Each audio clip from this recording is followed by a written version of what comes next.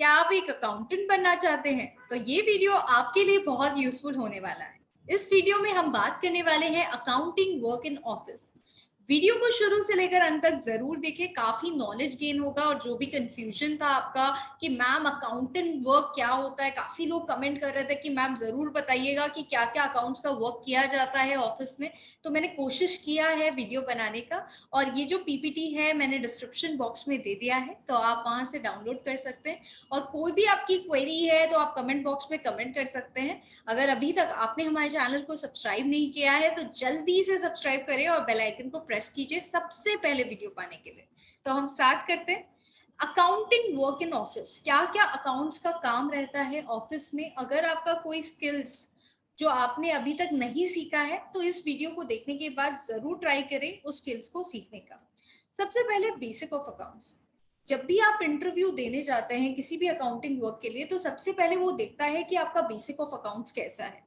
अगर आपका basic of accounts अच्छा है तो आप कोई भी सॉफ्टवेयर में इजीली काम कर सकते हैं, क्योंकि अकाउंटिंग सॉफ्टवेयर जो है हमारे लाइफ को इजी बनाता है अकाउंटिंग टर्म्स के लिए। Next is accounting software. Accounting software का नॉलेज होना भी जरूरी है ताकि आप इंटरव्यू इजीली क्रैक कर सके। अकाउंटिंग सॉफ्टवेयर जनरली क्या मार्केट में चल रहा है, जैसे आप टैली देख सकते हैं, ज़ोहो देख सकते हैं, क्विक बुक्स देख सकते हैं, बिजी सॉफ्टवेयर देख सकते हैं, ये ज्यादातर अभी मार्केट में अवेलेबल है और मार्केट में ये ज्यादातर चल रहे हैं, तो इसका नॉलेज भी होना जरूरी है। Next is GST. जीएसटी देखिए हर जगह अभी जीएसटी में ज्यादातर जो ऑर्गेनाइजेशन आपको हायर करेंगे वो जीएसटी में रजिस्टर्ड है तभी आपको हायर करेंगे। तो जीएसटी रिलेटेड जो भी काम है वो आपको आना चाहिए, क्योंकि अकाउंट्स में जीएसटी का बहुत इंपॉर्टेंट रोल होता है। Next is Excel. अगर एक्सेल आपको आता है तो सोने पे सुहागा है। ऐसा क्यों? क्योंकि एक्सेल ही ऐसी चीज है जो आपको अलग बनाती है आपके ऑर्गेनाइजेशन में। Next is TDS, that is tax deducted at source. इसका भी नॉलेज होना जरूरी है कि किस एंट्री में टीडीएस का इम्प्लीकेशन है और किस एंट्री में टीडीएस का इम्प्लीकेशन नहीं है एंट्री करते समय। सबसे पहले हम स्टार्ट करेंगे बेसिक ऑफ अकाउंट से। मैंने बोला कि बेसिक ऑफ अकाउंट्स आपका अच्छा होना चाहिए, इसका मतलब क्या है वो देखते हैं। जैसे एक एंट्री मैंने एग्जांपल लिया है, सैलरी पेड इन कैश ₹5000। तो इसकी जर्नल एंट्री क्या होगी? सैलरी मेरा एक्सपेंस है तो सैलरी डेबिट हो जाएगा, और कैश मेरा असेट है, जा रहा है इसलिए क्रेडिट हो जाएगा। वैसे ही सैलरी का लेजर जो है वो क्रिएट होगा और डेबिट साइड में मेरा कैश आएगा, टू कैश 5000। और जो अमाउंट है वो जो है सैलरी का वो कहाँ ट्रांसफर हो जाएगा? पीएल में ट्रांसफर हो जाएगा। ये पीएल को इफेक्ट करेगा, 5000 से पीएल को इफेक्ट करेगा। Next is cash. कैश जो है वो आपका उसका बैलेंस 20,000 सपोज कीजिए मेरे पास पड़ा हुआ है और मैंने सैलरी पे किया 5,000, तो रिमेनिंग बैलेंस जो है 15,000 मेरे पास है, तो वो किसको इफेक्ट करेगा? मेरे बैलेंस शीट को इफेक्ट करेगा।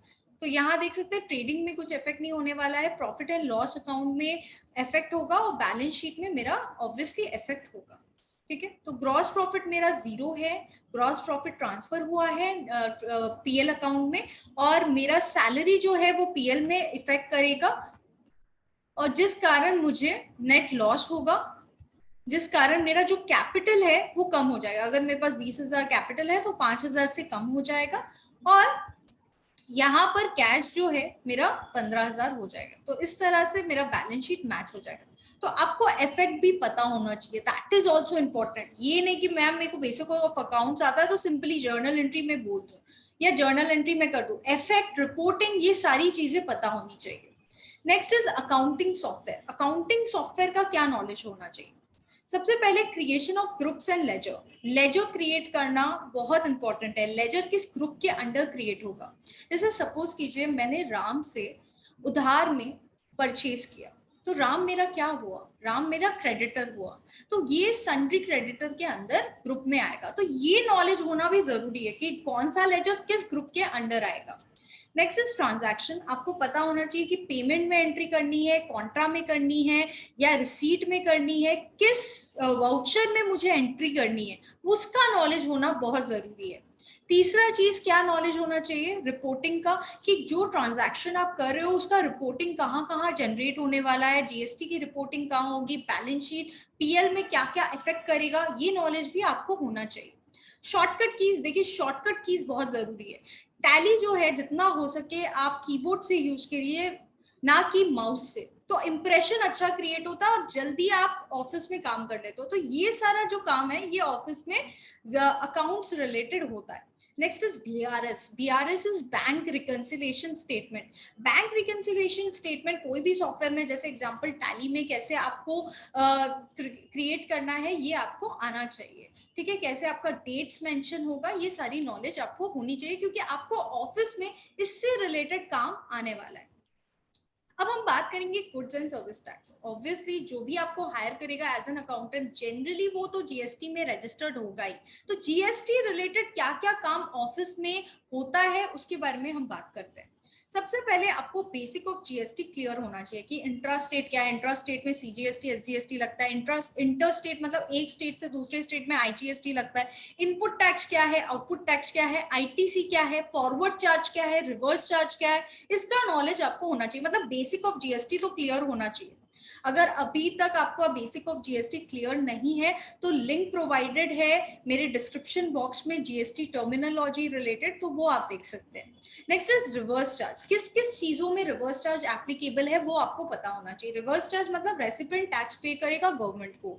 जैसे आपका क्या चीज में एप्लीकेबल है, लॉयर में है, डायरेक्टर सिटिंग फीस में रिवर्स चार्ज एप्लीकेबल है, फिर आपका ट्रांसपोर्टेशन चार्जेस में रिवर्स चार्ज एप्लीकेबल है, तो ये नॉलेज आपको होनी चाहिए।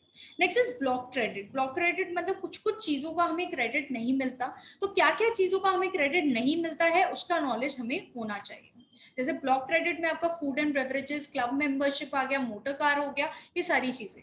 ई way bill. E way bill देखिए as an accountant e way bill का काम रहता ही है। तो अगर आप एक स्टेट से दूसरे स्टेट में गुड्स भिजवा रहे हो और मूवमेंट ऑफ गुड्स के कारण आपका 50,000 से ज्यादा का वैल्यू का मूवमेंट हो रहा है, तो उस केस में ई वे बिल रिक्वायर्ड है। और स्टेट में डिफर करता है। जैसे वेस्ट बंगाल के केस में अगर विद इन द स्टेट आप एक जगह से दूसरी जगह बेच रहे हो, मूवमेंट करा रहे हो गुड्स का, तो 1 लाख लिमिट होगा। तो ये भी नॉलेज आपको होनी चाहिए। जीएसटीआर 1, 3B, 2B रेको। तो बेसिकली जीएसटीआर 1 सेल का डिटेल जाता है जीएसटीआर 1 में। जीएसटीआर 3B में पेमेंट होता है, टोटल सेल जाता है और आईटीसी जाता है। 2B का रेको अगर आपको आता है तो बहुत अच्छी बात है, क्योंकि ये सारी चीजें ऑफिस में काम आने वाली है। नेक्स्ट हम बात करते हैं टीडीएस के बारे में। TDS is tax deducted at source. कुछ कुछ स्पेसिफाइड नेचर ऑफ ट्रांजैक्शन में टीडीएस कटता है, तो किस चीजें में कटता है वो आपको पता होना चाहिए, तब आप ऑफिस में इजीली काम कर पाओगे। TDS applicability. क्या आपको टीडीएस काटना है, क्या एप्लीकेबल है आप पे टीडीएस की लाइबिलिटी, आपको काटने की लाइबिलिटी एप्लीकेबल है। क्या आप एक कंपनी हो, फर्म हो, कंपनी और फर्म हो तो कंपल्सरी आपको टीडीएस काटना होगा। अगर अदर देन कंपनी और फर्म है आप, तो प्रीवियस ईयर अगर आपका ऑडिट हुआ है, टैक्स ऑडिट, तो आपको टीडीएस एप्लीकेबिलिटी आएगी, आपको टीडीएस काटना होगा। बेसिक टीडीएस सेक्शन ये आपको आनी चाहिए 194H I J A C। 194H commission से रिलेटेड है, I रेंट से, J प्रोफेशनल फीस से रिलेटेड है, 94A इंटरेस्ट से रिलेटेड है और C कॉन्ट्रैक्टर से। तो आपको जनरली ये सारी चीजों की बिल्स दिखेगी और इसका एंट्री आपको करना आना चाहिए। टैली में आपको पता होना चाहिए क्या रेट है टीडीएस का, क्या लिमिट है टीडीएस की। तो अगर आपको टीडीएस रिलेटेड वीडियो देखनी है तो डिस्क्रिप्शन बॉक्स में प्रोवाइडेड है, आप देख सकते हैं। Next is interest on delayed payment of TDS. अगर मैं डिले कर रही हूँ पेमेंट ऑफ टीडीएस का, तो वो भी मेरे को पता होना चाहिए कितना इंटरेस्ट लगेगा। जैसे मैंने टीडीएस डिडक्ट कर लिया लेकिन पेमेंट नहीं किया, तो 1.5% पर मंथ और पार्ट ऑफ द मंथ आपको इंटरेस्ट लगेगा। तो ये सारी नॉलेज क्यों आपको आनी चाहिए, क्योंकि अकाउंट्स का ये जो वर्क है वो डे टू डे बेसिस पे होता है। Due date of TDS payment का due date 7th of next month है। रिटर्न डिपेंड करता है कि कौन सा क्वार्टर है, तो ये नॉलेज होना जरूरी है।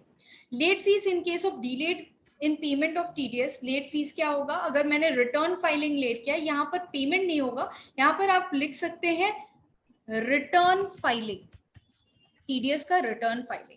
तो अगर वो डिले हो रहा है तो उस केस में मेरी क्या लेट फीस होगी, तो ये नॉलेज होना भी जरूरी है। Next is Excel. एक्सेल एक ऐसी चीज है जो आपको अलग कर सकती है अपने ऑर्गेनाइजेशन में। एक्सेल जो है, आप प्लीज माउस से तो बिल्कुल मत कीजिए, आप कीबोर्ड यूज कीजिए, ठीक है। कीबोर्ड में शॉर्टकट्स वगैरह आपको नॉलेज होना चाहिए। तो ये जो एक्सेल में आपको क्या क्या चीजें आनी चाहिए उसके बारे में हम डिस्कस करते हैं। सबसे पहले फॉर्मेटिंग आना चाहिए कि कैसे आप प्रॉपरली फॉर्मेट कर सकते हैं, बोल्ड, इटैलिक्स, अंडरलाइन हो गया, फिर आपका बॉर्डर हो गया, कलर हो गया, बैकग्राउंड कलर हो गया, नंबर फॉर्मेटिंग हो गया, ये सारी चीजों के बारे में आपको पता होना चाहिए। बेसिक फंक्शन जो अकाउंटिंग वर्क में काम आते हैं, जैसे सम हो गया, average, minimum, maximum, if nested if अगर आपको आता है तो बहुत अच्छी बात है। नेक्स्ट इज जो आपका ज्यादातर फंक्शन यूज होता है, फाइंड एंड रिप्लेस हो गया, पे special, go to special, filter, sorting, text to column, subtotal, print, print बहुत यूज होता है। तो ये सारी चीजें जो है अगर आप शॉर्टकट से करते हो ना तो सामने वाले का एक इंप्रेशन क्रिएट होता है कि यार इसको तो एक्सेल बहुत अच्छी से आता है। Next is text function. Text function क्या क्या है? Left, right, mid, trim, substitute, concatenate, ये सारे टेक्स्ट फंक्शन भी काफी अकाउंट्स के काम में यूज आते हैं। V lookup, H lookup, index match, आप कभी भी जाओ, एक्सेल मतलब वी लुकअप, एक्सेल मतलब एच लुकअप, अभी एक्स लुकअप भी आया है। तो ये सारी चीजें अगर आपको आती है ना तो you stand out in the organization. ठीक है, पीवट टेबल आपको आना चाहिए, पाइवट टेबल के बारे में भी आपको नॉलेज होना चाहिए। तो ये सारी चीजें अगर आप एज एन अकाउंटेंट वर्क करना चाहते हो तो आपको आनी चाहिए। अगर आपको नहीं आती है तो आप डिस्क्रिप्शन बॉक्स में हमारा एक फॉर्म है, अगर आपको हमारे यहाँ से ऑफलाइन ट्रेनिंग करनी है तो हम ये सारी चीजें सिखाते हैं। हमारा कैलकाटा में 3 जगह सेंटर है, एक रिश्रा में है, शोभा बाजार में है और मिंटो पार्क में है। अगर आप चाहते हैं ये सारी चीजें सीखना तो हमारे यहाँ से आप ऑफलाइन ट्रेनिंग भी कर सकते हैं। और आपकी कोई भी क्वेरी है कि मैम मेरे को इस सब्जेक्ट रिलेटेड या इस मैटर रिलेटेड वीडियो चाहिए तो जरूर बताएं, मैं जरूर आपका डाउट्स क्लियर करूँ। Thank you so much guys, hope ये वीडियो आपके लिए बहुत हेल्पफुल रहा होगा। जरूर कमेंट कीजिए, मुझे बताइए कैसा लगता है आपको हमारा video. Thank you so much.